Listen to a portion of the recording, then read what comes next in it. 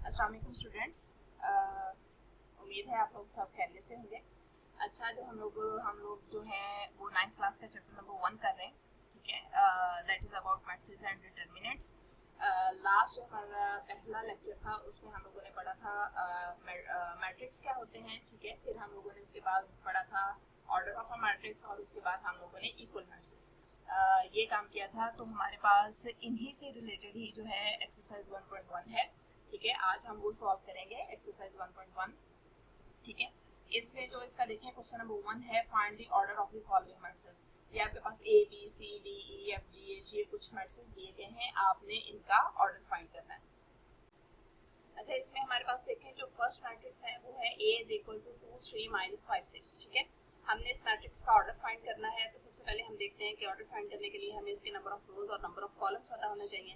तो देखें इसमें 1 2 2 हमारे पास रोज हैं, 1 2 2 कॉलम्स हैं, तो इसका ऑर्डर हमारे पास क्या हो जाएगा 2 क्रॉस 2। अच्छा, ऑर्डर हम इन दोनों तरीकों से लिख सकते हैं। मतलब अगर तो वैसे ही हमने किसी भी मैट्रिक्स का ऑर्डर मेंशन करना हो तो हम क्या करते हैं कि इसके राइट साइड पे ब्रैकेट के नीचे जो है ये इस तरीके से 2 क्रॉस 2 इस तरीके से ऑर्डर लिख देते हैं। लेकिन क्योंकि इस क्वेश्चन में हमसे क्वेश्चन ही यही है कि find the order of a matrix, तो आपने ये जो फॉलोइंग मैट्रिसेस है, गिवन मैट्रिसेस है, इनका ऑर्डर फाइंड करना है। तो हम इसको इस तरीके से फिर लिखेंगे, ऑर्डर ऑफ मैट्रिक्स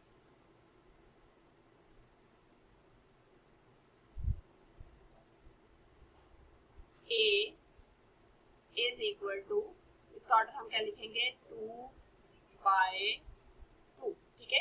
इस तरीके से लिखेंगे। मतलब यहाँ पे क्योंकि हम लोगों ने ऑर्डर बताना है तो हम इस तरीके से लिख सकते हैं। अदरवाइज अगर हमने सिर्फ ऑर्डर मेंशन करना हो तो हम इसके मैट्रिक्स के नीचे इस तरीके से लिख सकते हैं, ठीक है। अच्छा, अब हम नेक्स्ट बी पार्ट जो है वो हम आप इसको खुद से प्रॉपर करेंगे, ठीक है। तो हम इसका सी पार्ट देखते हैं। मैट्रिक्स यहाँ पे सी लिया हुआ है। पहले हम देखते हैं कि इसमें रोज और कॉलम्स कितने हैं। तो इसमें देखें हमारे पास 1 रो है, 1 2 2 कॉलम है, तो इसका ऑर्डर हमारे पास क्या हो जाएगा 1 बाय 2। पता है ना कि सबसे पहले ऑर्डर लिखते हुए हम उसकी रोज लिखते हैं और बाद में उसके कॉलम्स की तादाद लिखते हैं। So order of matrix C is equal to, तो हमारे पास सी का ऑर्डर क्या आ जाएगा इज इक्वल टू, अच्छा ये जरा हम इसको अरेज कर दें, ठीक है। दोबारा लिखते हैं। इसमें हमारे पास जो सी का ऑर्डर हो जाएगा, हमारे पास order of C is equal to 1 by 2, ठीक है। क्योंकि इसमें हमारे पास 1 रो है और 2 कॉलम्स है। नेक्स्ट देखें डी मैट्रिक्स है हमारे पास। इसमें देखते हैं कि हमारे पास रोज कितनी हैं और कॉलम्स कितने हैं। तो ये देखें हमारे पास 1 2 3 हमारे पास इसमें रोज होगी एंड 1 कॉलम हो गया, ठीक है। तो इसका ऑर्डर हमारे पास क्या हो जाएगा 1 बाय 3, ठीक है। तो अब हम जब इसको लिखेंगे तो हम कैसे लिखेंगे, order of matrix D is equal to, ठीक है, 1 बाय 3, ठीक है। अब इसी तरीके से हम देखते हैं कि मैट्रिक्स एफ है। इसमें इस मैट्रिक्स में देखें आपके पास एक ही एलिमेंट है और वो है 2, ठीक है। तो अब हम देखते हैं कि इसकी रोज और कॉलम्स कैसे फाइंड करेंगे। देखें इसमें ये आपके पास इसकी 1 रो हो गई और 1 ही इसका कॉलम हो गया, ठीक है। ऐसा मैट्रिक्स जिसमें एक ही एलिमेंट होता है तो उसका ऑर्डर जो होता है वो हमारे पास 1 बाय 1 होता है, ठीक है। सो order of matrix F is equal to 1 by 1, ठीक है, क्लियर।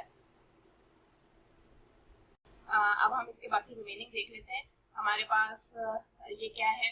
अब अगर हम देखें तो हमारे पास बी हमने छोड़ा था, तो बी में देखें हमारे पास 1 एंड 2 हमारे पास इसमें जो है वो रोज है, ठीक है। उसके बाद इसमें अगर हम कॉलम्स देखें तो हमारे पास कॉलम जो है वो कितने हैं, तो वो हमारे पास 1 एंड 2, तो हमारे पास 2 ही इसकी रोज है और 2 ही इसके कॉलम्स हैं।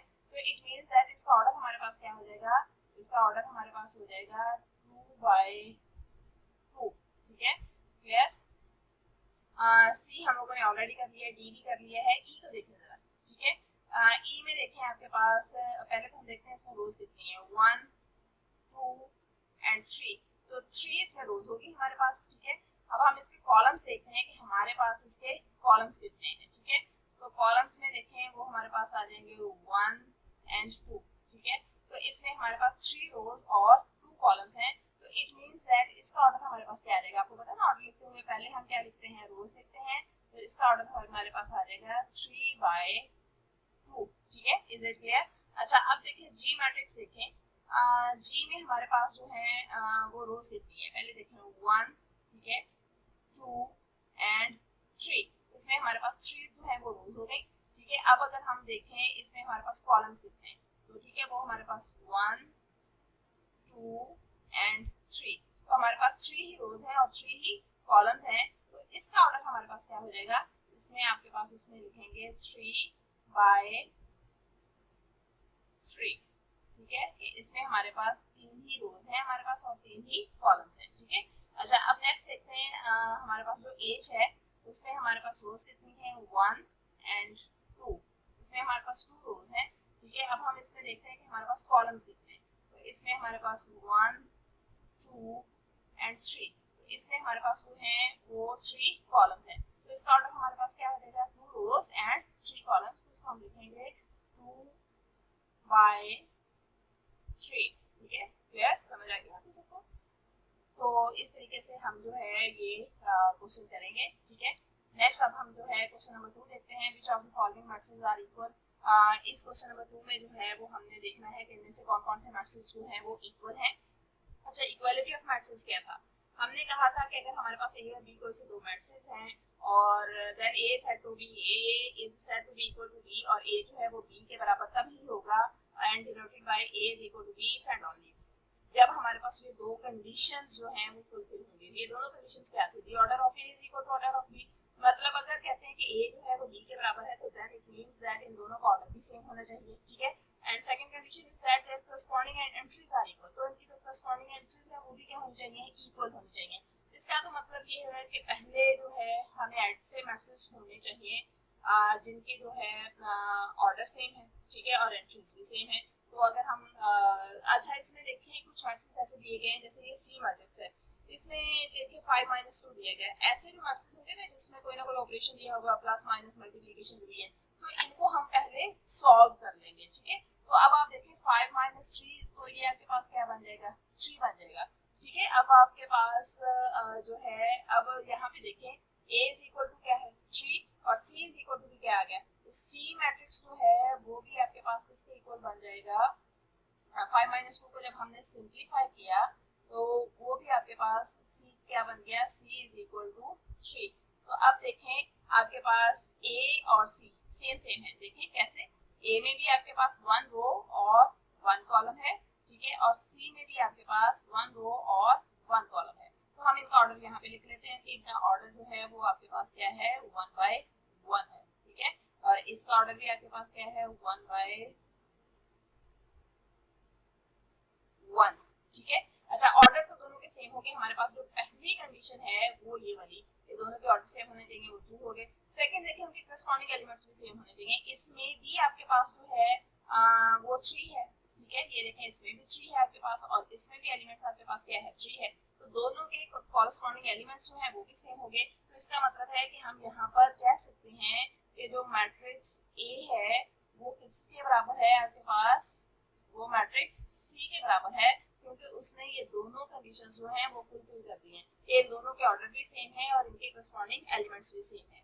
अच्छा अब ये देखिए बी मैट्रिक्स जो है वो हमारे पास है 3-5, ठीक है, और इसके एलिमेंट्स है 3-5 और इसका ऑर्डर क्या है, अगर हम यहाँ पे इसका ऑर्डर लिख रहे हैं तो इसका ऑर्डर है हमारे पास, आपको पता है कि 1 रो एंड 1 एंड 2, तो 2 कॉलम है, तो इसका ऑर्डर हमारे पास आ जाएगा 1/2, ठीक है।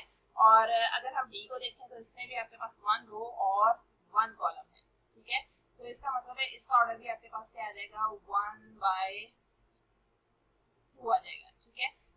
अब इन दोनों में देखें, इन दोनों का ऑर्डर तो सेम है, हमारे पास दोनों का ऑर्डर 1/2 और 1/2 है, क्या दोनों के कॉरस्पॉन्डिंग एलिमेंट्स भी सेम है। अच्छा इसमें देखें, इसमें फर्स्ट पोजीशन पे है आपके पास फर्स्ट प्लेस पे 5 और इसमें है फर्स्ट प्लेस पर 3, तो फर्स्ट प्लेस का जो एलिमेंट है वो कॉरस्पॉन्डिंग होता है फर्स्ट प्लेस के एलिमेंट के, तो ये जो दोनों कॉरस्पॉन्डिंग एलिमेंट्स हैं ये सेम नहीं है। इसमें देखिए इसकी सेकंड प्लेस पर जो एलिमेंट्स पड़ा हुआ है आपके पास वो पड़ा हुआ है 3 और इसकी सेकंड प्लेस पर हुआ है 5, तो ये दोनों ये जो कॉरस्पॉन्डिंग एलिमेंट्स हैं ये भी सेम नहीं है। तो इसका मतलब है कि यहाँ पर हम ये कह सकते हैं कि जो मैट्रिक्स बी है इन दोनों की पहली कंडीशन तो ट्रू हो जाती है, ठीक है, कि दोनों का ऑर्डर सेम है, लेकिन दूसरी कंडीशन जो है वो ट्रू नहीं होती कि कॉरस्पॉन्डिंग एलिमेंट्स जो है वो सेम नहीं है। हालांकि इसमें भी दो एलिमेंट्स 3 और 5 है, इसमें भी दो एलिमेंट्स 3 और 5 है, लेकिन इन दोनों एलिमेंट्स की पोजीशन डिफरेंट है, ठीक है। तो कॉरस्पॉन्डिंग एलिमेंट्स भी सेम होने चाहिए। तो हम कह सकते हैं B is not equal to D, कि B जो है वो D के बराबर नहीं है, ठीक है। अब हम कोई और मैट्रिक्स ढूंढ लेते हैं, हो सकता है कि B के बराबर कोई और मैट्रिक्स हो। अच्छा, इसमें एक देखें I मैट्रिक्स, अगर मैं इसको सॉल्व करूं तो ये है 3 और 3 प्लस 2, ये क्या बन जाएगा आपके पास 5 बन जाएगा, ठीक है। तो इट मींस दैट जो मैट्रिक्स I है मेरे पास वो क्या बन जाएगा, इसको अगर हम लिखेंगे तो वो बन जाएगा 3 और 3 प्लस 2, ये बन जाएगा 5, ठीक है। और इसका अगर हम ऑर्डर देखें तो आपको पता है 1 रो और 2 कॉलम है, तो इसका ऑर्डर हो जाएगा हमारे पास 1/2, ठीक है। मतलब इसमें 1 रो है आपके पास एंड 1 एंड 2 कॉलम्स हैं आपके पास, ठीक है। अच्छा, अब I और B को कंपेयर करें। I और B में देखें I का भी ऑर्डर और B का ऑर्डर भी सेम है, 1 क्रॉस 2, ठीक है। 1 क्रॉस 2 ऑर्डर सेम है, पहली कंडीशन आपके पास क्या होगी, ट्रू होगी, ठीक है।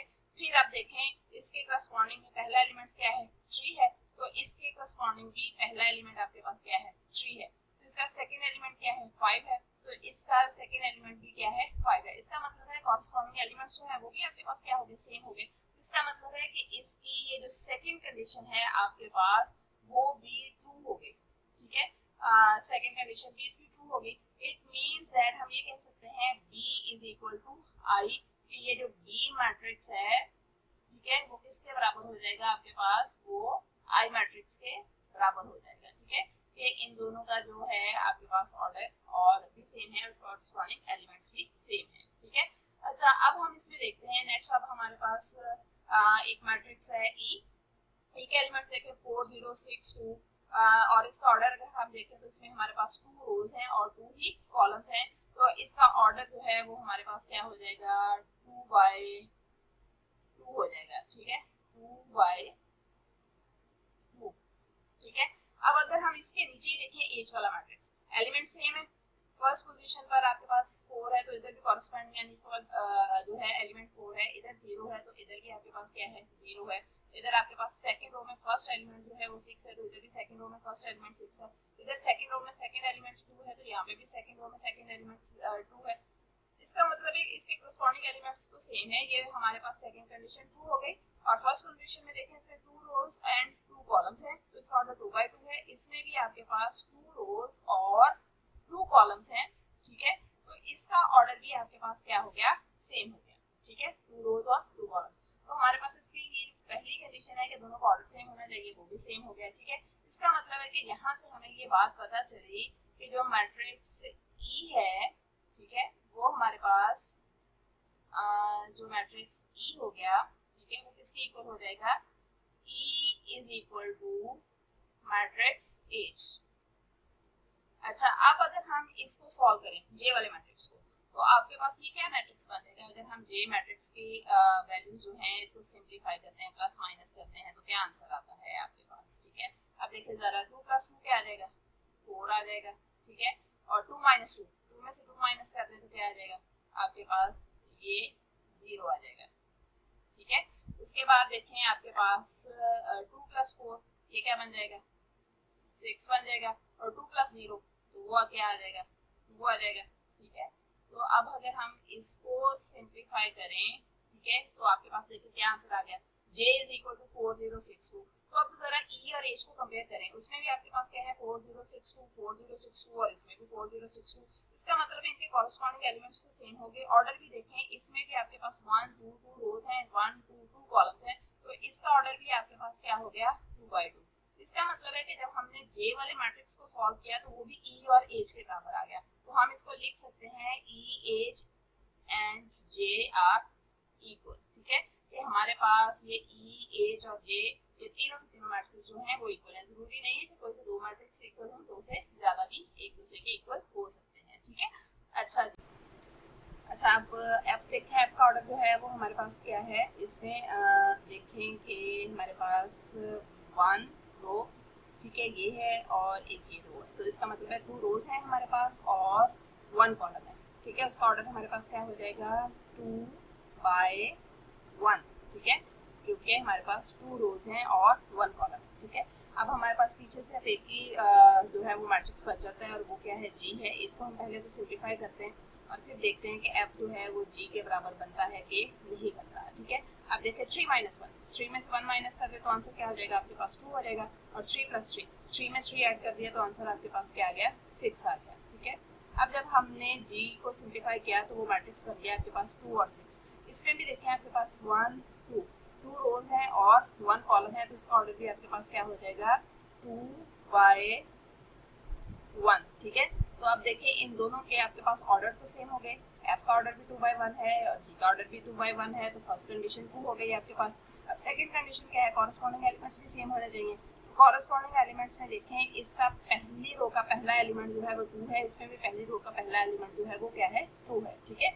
अब अगर हम नेक्स्ट देखें अगली रो पे, इसमें सेकंड रो का पहला एलिमेंट जो है वो 6 है, इसमें भी सेकंड रो का पहला एलिमेंट जो है वो 6 है, यानी कि जो कॉरेस्पॉन्डिंग एलिमेंट्स है वो भी आपके पास क्या हो गए, सेम हो गए। तो इसका मतलब ये हुआ कि हमारे पास जो सेकंड कंडीशन है वो भी क्या हो गई, ट्रू हो गई। और इस तरीके से हम जो है वो बात, हमें ये बात पता चली कि जो मैट्रिक्स एफ है वो किसके बराबर है जी, वो हमारे पास है मैट्रिक्स जी के बराबर, ठीक है। उम्मीद है कि हमने सब देख लिए, डिटेल में डिस्कस भी कर लिया कि इक्वालिटी ऑफ टू मैट्रिक्स को कैसे डिस्कस करेंगे, ठीक है। अब हम आते हैं इसके क्वेश्चन नंबर 3 की तरफ, ठीक है। क्वेश्चन नंबर 3 अच्छा याद रखें, इस एक्सरसाइज का बड़ा इंपॉर्टेंट क्वेश्चन है बोर्ड के पेपर में, और मतलब ये क्वेश्चन किसी ना किसी जो है वो पेपर में जरूर आया होता है, और ये as a short question usually आता है। इसमें वो देखें, find the values of A B C and D which satisfies the matrix equation.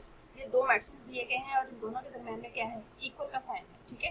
तो हमने क्या कहा था, देखिए इसका मतलब है यहाँ पर क्या आ रहा है, इक्वालिटी ऑफ टू मैट्रिक्स। और इक्वालिटी ऑफ टू मैट्रिक्स में यही दो कंडीशन जो हम लोगों ने पहले पढ़ी थी, वो कंडीशंस क्या थी कि दो मैट्रिक्स कब इक्वल होते हैं, कि जब उनके जो है ऑर्डर सेम हो और उनके कॉरस्पॉन्डिंग जो है एलिमेंट्स वो सेम हो। अच्छा, इसमें कुछ हमारे पास 4 अननोन्स दिए गए हैं, वो आपके पास क्या है, A B C and D, ये अननोन क्वांटिटीज हैं, इनके ए बी सी डी हमें इनकी वैल्यूज नहीं पता। लेकिन अगर हमें ए बी और सी डी की वैल्यूज पता चल जाए और हम उसमें ए बी सी डी की जगह पे उनकी वैल्यूज पुट कर दें, तो देखिए कि इन दोनों मैट्रिक्स के आंसर सेम आएंगे, क्योंकि उसमें हमने क्वेश्चन में हमें ये कह दिया है कि ये दोनों मैट्रिक्स जो है वो जो है सेटिस्फाई करते हैं किसको, मैट्रिक्स इक्वेशन को। और मैट्रिक्स इक्वेशन क्या होगी, मैट्रिक्स इक्वेशन क्या है कि अगर हम ये कहते हैं कि कोई से दो मैट्रिक्स इक्वल हैं तो उनके जो कॉरेस्पॉन्डिंग एलिमेंट्स हैं वो भी जो हैं वो एक दूसरे के इक्वल होंगे, ठीक है, देन डेफिनेटली। अब देखें यहाँ पर ए सी, इसके जो कॉरेस्पॉन्डिंग एलिमेंट है वो क्या है, 0 है, ठीक है। a + 2b, इसके कॉरेस्पॉन्डिंग एलिमेंट जो है वो क्या है आपके पास, -7, ठीक है। उसके बाद अगर हम देखें c - 1, इसके कॉरेस्पॉन्डिंग एलिमेंट क्या है, 3 है, ठीक है। और अगर हम इसके फोर्थ वाले एलिमेंट को देखें तो ये आपके पास है 4d - 6, और इसके कॉरेस्पॉन्डिंग आपके पास क्या है, 2d है, ठीक है। तो हम यहाँ पर बाय कंपैरिजन कंपेयर करेंगे, ठीक है, इक्वेशंस बनाएंगे, मैट्रिक इक्वेशंस बनाएंगे, और फिर इनको सिंप्लीफाई करके हम जो है वो A B C and D की वैल्यूज फाइंड करेंगे। हमने जस्ट पुट करके नहीं देखना, हमने जस्ट ए बी सी और डी की वैल्यूज डी की हमें रिक्वायर्ड है। तो चले हम इनको, इस क्वेश्चन को जो है वो हम सॉल्व करते हैं, ठीक है। कि हमने जो है इसको जो है वो सॉल्व कर लेते हैं ताकि हमारे पास जो है, चलिए जी लेट्स स्टार्ट।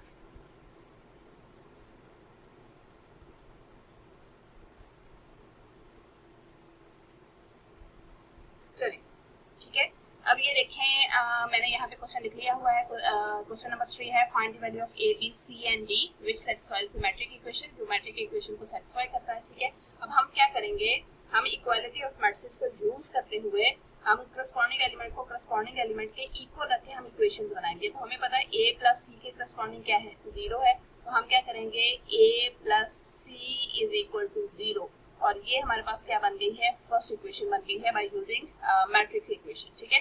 नेक्स्ट अब देखें हमारे पास इसका जो है सेकंड एलिमेंट क्या है a प्लस 2b और इसका सेकंड एलिमेंट क्या है -7, ठीक है। तो हम इन दोनों एलिमेंट्स को इक्वल रखेंगे। इक्वल क्यों रखेंगे? क्योंकि आपको पता है कॉरेस्पॉन्डिंग एलिमेंट्स आर इक्वल, ठीक है।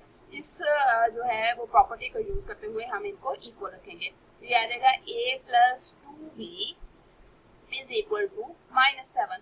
तो ये आपके पास बन गई इक्वेशन 2, ठीक है।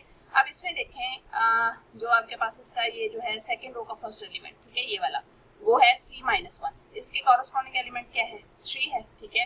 तो हम इन दोनों को इक्वल रखेंगे by using the equality of matrices और कंडीशन क्या है कि corresponding elements are equal. So c-1 is equal to 3। तो ये आपके पास बन जाएगी इक्वेशन 4, ठीक है। अब उसके बाद देखें हमारे पास जो है सेकंड रो का सेकंड एलिमेंट लास्ट एलिमेंट है 4d माइनस 6, इसके करस्पॉन्डिंग क्या है? 2d एलिमेंट है, ठीक है। तो हम इसको लिखेंगे 4d minus 6 is equal to 2d, ठीक है।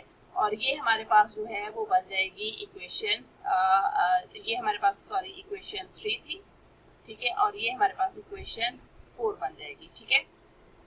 ये इक्वेशन 3 है, ठीक है। अब आप देखिए ये हमारे पास 4 इक्वेशंस बन गई हैं, 4 इक्वेशंस बन गई हैं, ठीक है। अब हम इन 4 इक्वेशंस में को सिंप्लीफाई करेंगे और सिंप्लीफाई करने के बाद हम इनमें से a, b, c और d की वैल्यूज निकालेंगे। अच्छा आप देखें जरा गौर करें कैसे, मतलब क्या लगता है आपको कि किस इक्वेशन को हम पहले सॉल्व करें तो हमारे लिए जो है वो ज़्यादा इजी है और हम किसी एक वेरिएबल की वैल्यू फाइंड कर सकते हैं। अच्छा a plus C is equal to 0, देखिए इसमें 2 वेरिएबल हैं तो मतलब दोनों में से किसी एक की भी वैल्यू नहीं पता तो इसको भी जरा हम नहीं कर सकते। इसमें भी a और b 2 वेरिएबल इन्वॉल्व है, दोनों में से किसी एक की भी वैल्यू नहीं पता तो ये भी जरा डिफिकल्ट हो जाएगा इसको सॉल्व करना।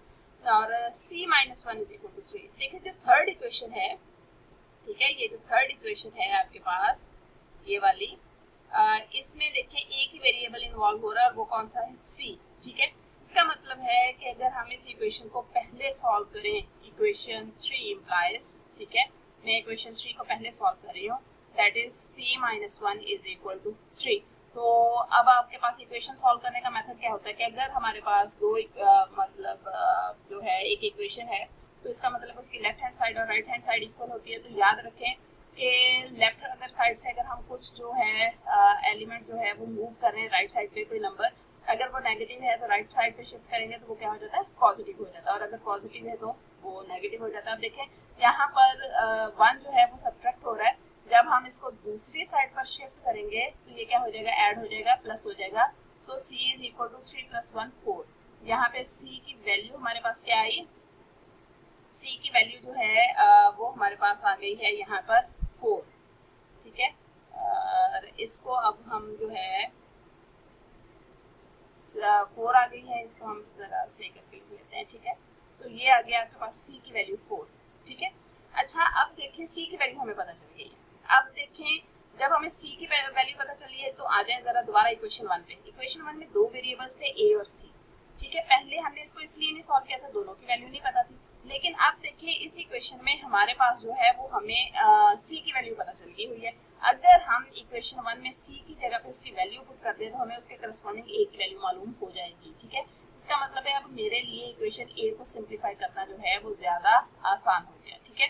अब मैं क्या करती हूँ, 1 इम्प्लाइज 1 क्या है? a plus c is equal to 0। फिर क्या करना है? Put the value of a।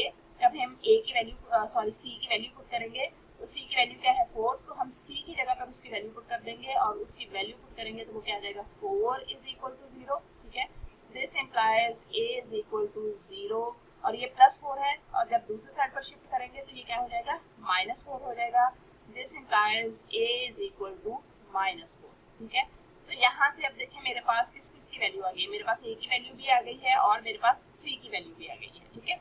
अच्छा अब देखें अब अगर मैं चाहूँ तो मैं इक्वेशन 2 को भी सिंप्लीफाई कर सकती हूँ, ठीक है, क्योंकि इक्वेशन 2 में भी कौन कौन से वेरिएबल इन्वॉल्व है? a और b इन्वॉल्व है। a की वैल्यू मुझे पता चल गई है तो अगर मैं a की जगह पे उसकी वैल्यू पुट कर दूँ तो मैं जो है इक्वेशन 2 में से b की वैल्यू फाइंड कर दूँगी, ठीक है। इसका मतलब है हम पहले इक्वेशन 2 को सिंप्लीफाई कर देते हैं, ठीक है।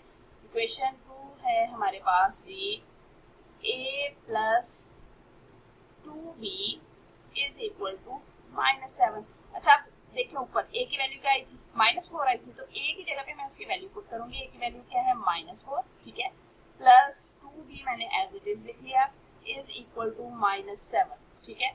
अब 2b इज इक्वल टू, अच्छा ये देखिए -4 है, जब मैं उसको इस साइड पर शिफ्ट करूंगी इक्वल के दूसरी साइड पर, तो ये माइनस है तो इस साइड पे आके क्या हो जाएगा, प्लस हो जाएगा, तो ये क्या बन जाएगा, +4। और इधर क्या है, 2b के साथ क्या है, प्लस है, तो इधर स्टार्ट में बस अब 2b a की वैल्यू रह गई है हमारे पास, तो शुरू में प्लस का साइन लगाएं या ना लगाएं उससे कोई फर्क नहीं पड़ता, ठीक है। तो इसका मतलब है कि 2b इज इक्वल टू, ये अब आपके पास क्या आ गया, माइनस प्लस माइनस माइनस, 7 में से 4 माइनस किया तो आंसर क्या आ जाएगा आपके पास 3, और साइन आपको पता प्लस माइनस में हमेशा बड़ी वैल्यू का होता है, बड़ी क्या है 7, उसके साथ साइन कौन सा है, माइनस का, ठीक है। अब देखिए मुझे यहाँ पे किसकी वैल्यू फाइंड करनी है, मुझे b की वैल्यू फाइंड करनी है। 2 जो है वो b का कोफिशिएंट है, मतलब b के साथ मल्टीप्लाई हो रहा है, तो याद रखें जो वैल्यू इस साइड पर मल्टीप्लाई होती है जब उसको दूसरी साइड पर शिफ्ट करते हैं तो वो क्या हो जाती है, डिवाइड हो जाती है, तो ये आ जाएगा -3/2 आ जाएगा, क्योंकि 2 इधर मल्टीप्लाई हो रहा है, साइड पे आके क्या हो जाएगा, डिवाइड हो जाएगा। तो ये अब आपके पास किसकी वैल्यू आ गई है, b की वैल्यू आ गई है, ठीक है। अब हमारे पास a की वैल्यू भी आ गई है, b की भी आ गई है और c की भी आ गई है, ठीक है। अब हमारे पास लास्ट किसकी रह गई, a की वेरिएबल रह गया, और वो कौन सा है हमारे पास d। तो हम इक्वेशन 4 को सिंप्लीफाई करते हैं। 4 इम्प्लाइज, वो आपके पास क्या है, 4d - 6 is equal to 2d, ठीक है। अच्छा आप देखें इसमें जो है वो a की वेरिएबल इन्वॉल्व है d, लेकिन वो लेफ्ट साइड पे भी है राइट साइड पे भी है, ठीक है।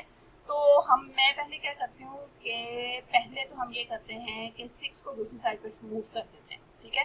तो इधर है 2d है आपके पास, तो ये -6 है, जब मैंने इस साइड पर राइट साइड पर शिफ्ट किया तो ये आपके पास क्या हो गया, +6 हो गया, ठीक है। अब देखिए हमने वैल्यू किसकी फाइंड करनी है, d की, तो d लेफ्ट साइड पर भी इन्वॉल्व है और राइट साइड पर भी इन्वॉल्व है, तो हम क्या करेंगे, इस d को हम लेफ्ट साइड पर यहाँ पर मूव कर देंगे ताकि d वाली वैल्यूज जो है वो इकट्ठी हो जाए।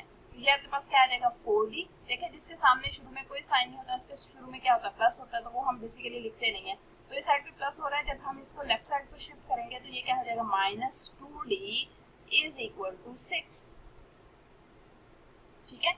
अब हम इसको सिंप्लीफाई कर लेते हैं, देखें ये जिसके साथ कोई साइन नहीं होता प्लस का होता है, प्लस माइनस माइनस, 4d में से 2d माइनस किया तो आपके पास क्या आ जाएगा, 2d हो जाएगा, और साइन बड़ी का लगाते हैं, बड़ी है आपके पास 4d है, उसके साथ प्लस है, तो यहाँ स्टार्ट में हम प्लस नहीं लिखेंगे, ठीक है। आपको पता है a की वैल्यू हो तो लिखें या ना लिखें कोई फर्क नहीं पड़ता, ठीक है। इसी तरीके से मैंने यहाँ पे भी लिखा था, तो यहाँ पे रह गया 6। अब यहाँ पे देखिए मुझे किसकी वैल्यू फाइंड करनी है, d की। जब मुझे d की वैल्यू फाइंड करनी है, 2 जो है वो d का कोफिशिएंट है, मतलब उसके साथ मल्टीप्लाई हो रहा है, इसको मुझे दूसरी साइड पर शिफ्ट करना पड़ेगा, जब मैं दूसरी साइड पर शिफ्ट करूंगी तो वो डिवाइड हो जाएगा। अच्छा आप देखें 6 और 2 ये दोनों जो है 2 के टेबल पर सिंपली जो है वो डिवाइड हो जाते हैं, तो ऐसी मतलब वैल्यूज अगर जो वो मजीद फ्रैक्शन में अगर वैल्यूज हैं वो कटिंग हो जाती है, सिंप्लीफाई हो जाती है, तो हम उनको कर देते हैं, ये दोनों 2 के टेबल पे कैंसिल हो जाएंगे, 2 1 2, 2 3 6, तो आपके पास क्या आ जाएगा, d इज इक्वल टू 3, ठीक है। तो ये हमने a b c और d की वैल्यूज पुट करनी है, और हमने इस क्वेश्चन में यही काम करना था कि हमने a b c और d की वैल्यूज पुट करनी है। अच्छा जरा हम चेक भी कर लेते हैं क्या ये वैल्यूज पुट करने से इस मैट्रिक्स में दोनों साइडों का आंसर सेम आता है। जरा ये लिखें, पहले क्या है a प्लस c, ठीक है। हम इसको चेक कर लेते हैं कि हमारी वैल्यू सही निकली है कि नहीं निकली। देखिए पहले क्या है a की वैल्यू हमारे पास क्या आई, -4, ठीक है, प्लस उसके बाद क्या है c, और c की वैल्यू हमारे पास क्या आई थी, c की वैल्यू हमारे पास आई थी 4, तो हम यहाँ पे लिख लेते हैं 4, ठीक है। उसके बाद क्या है a प्लस 2b, ठीक है, a की वैल्यू हमारे पास क्या आई थी, -4 प्लस 2, और b की जगह पे उसकी वैल्यू पुट कर देती हूँ, b की वैल्यू मेरे पास क्या है, -3/2, ठीक है। और उसके बाद है c -1, c की वैल्यू मेरे पास क्या आई थी 4, ठीक है, तो ये आ जाएगी 4 - 1, ठीक है। और फिर क्या है 4 और d की वैल्यू आपके पास क्या आ गई 3, ठीक है, और -6, और ये मैट्रिक्स इक्वल किसके था, ये मैट्रिक्स इक्वल था 0 -7, और उसके बाद ये आपके पास आ जाता है 3, और उसके बाद ये आ जाता है 2d के, 2 और d की जगह पे मैं उसकी वैल्यू पुट कर देती हूँ, वो क्या है 3 है, ठीक है। अब जरा हम इसको सिंप्लीफाई कर लेते हैं, देखें -4 प्लस 4 प्लस माइनस -4 में से 4 माइनस किया तो क्या आ जाएगा 0 आ जाएगा, ठीक है। अब ये जो है 2 इंटू -3/2, ठीक है, ये 2 जो है इस वैल्यू के साथ -3/2 के साथ मल्टीप्लाई हो रहा है, तो ये 2 और ये 2 कैंसिल हो जाएंगे, तो पीछे मेरे पास क्या रह जाएगा, -4 और -3। तो ये 4 - 1 क्या आ जाएगा, 3 आ जाएगा, और इन ये दोनों आपस में मल्टीप्लाई हो रहे हैं, 4 3 आर 12। तो ये हमारे पास आ जाएगा 4 × 3 = 12। तो ये हमारे पास आ जाएगा 12 - 6 = अब ये हमारे पास इक्वल के बाद वाला मैट्रिक्स लिखेंगे, 0 -7 3, और यहाँ पे देखें 3 2 आर, ये आपके पास क्या हो जाएगा, 6 हो जाएगा। ठीक है, अब हम इसको मजीद सिंप्लीफाई कर लेते हैं, 0 माइनस माइनस माइनस प्लस 4 और 3 7। ठीक है, और साइन बड़ी का बड़ी 4 है, उसके साथ माइनस का साइन है, फिर 3, और यहाँ पे देखिए 12 - 6, तो आपके पास आंसर क्या आ जाएगा, 6 आ जाएगा। अब हम इस वाले मैट्रिक्स को सॉल्व करते हैं, तो वो तो ऑलरेडी सॉल्व हो गया हुआ है हमारे पास, 0 -7 3 और 6।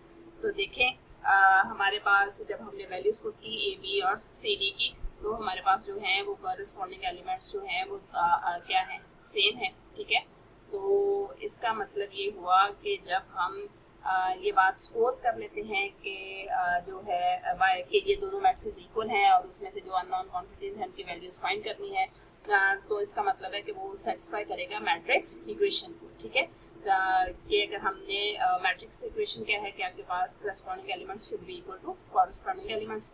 तो इस तरीके से हम आप चेक भी कर सकते हैं। हालांकि ये वाला जो इतना पोर्शन है जो हमने किया है ना, ये वाला चेक वाला, ठीक है, ये जो चेक वाला पोर्शन हमने किया है, ठीक है, ये वाला पोर्शन जो है वो रिक्वायर्ड नहीं है। बस हमारे पास यहाँ तक जो आपने ए बी सी और डी की वैल्यूज फाइंड कर ली है, बस यहाँ तक ये रिक्वायर्ड था। ठीक है, तो ये जस्ट आपके अपने उसके लिए है कि आप वहीं पे बैठ के पेपर में बैठ के भी चेक कर सकते हैं इसको वैल्यूज पुट करके कि आइदर आपकी ये दोनों मैट्रिसेस में वैल्यूज पुट करने से दोनों मैट्रिसेस जो है उसके कॉरेस्पॉन्डिंग एलिमेंट्स इक्वल आ रहे हैं कि नहीं आ रहे। तो आपको वहीं से पता चल जाएगा कि आपका जो है आपने जो क्वेश्चन है वो सही है या गलत है, या इन वेरिएबल्स की जो वैल्यूज फाइंड की हैं वो आपकी ठीक है या गलत है। ठीक है, तो इस तरीके से तो ये आप कर सकते हैं, इट्स ऑप्शनल, आपके खुद के लिए है, वरना अदरवाइज पेपर में या क्वेश्चन में रिक्वायर्ड नहीं है। ठीक है, उम्मीद है कि आपको ये हमारी आज जो है एक्सरसाइज 1.1 पूरी हो गई है और ये आपको समझ भी आ गई होगी। अगर कोई जो है फिर भी कोई प्रॉब्लम हो कहीं पे, तो वो मुझे जो है आप मैसेज कर दें। ठीक है, कमेंट में कर दें मेंशन, मैं आपको इंशाल्लाह ट्राई करूँगी कि उसको क्लियर कर दूँ। नेक्स्ट इंशाल्लाह हम जो है नेक्स्ट एक्सरसाइज से पहले जो हमारे उसमें डेफिनेशंस या मैट्रिसेस यूज हो रहे होंगे हम उनको डिस्कस करेंगे अपने नेक्स्ट लेक्चर में। टिल देन अल्लाह हाफिज़।